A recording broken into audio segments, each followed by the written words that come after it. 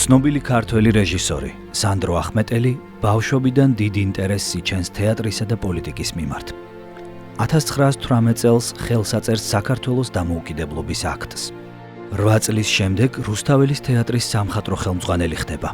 თეატრში ახმეტელი გამორჩეულ სპექტაკლებს დგამს. კრიტიკულ წერტილად გრიგოლ რობაქიძის ლამარას დადგმა იქცევა. ხელისუფლება სპექტაკლის რეპერტუარიდან მოხსნას ითხოვს, თუმცა ახმეტელი უარზეა. მას ჯერ თეატრიდან ათავისუფლებენ, შემდეგ კი ინგლისის დაზვერვის წევრობისა და სტალინი ბერიას მკვლელობის სურვილის ბრალდებით იჭერენ. 222 დღიანი წამების შემდეგ ბრალდებას აღიარებს. ნაწამება ახმეტელს ხალხის დასანახად რუსთაველზე მანქანით ჩამოატარებენ. 1937 წელს რეჟიმი მას დახვრეტას უსჯის.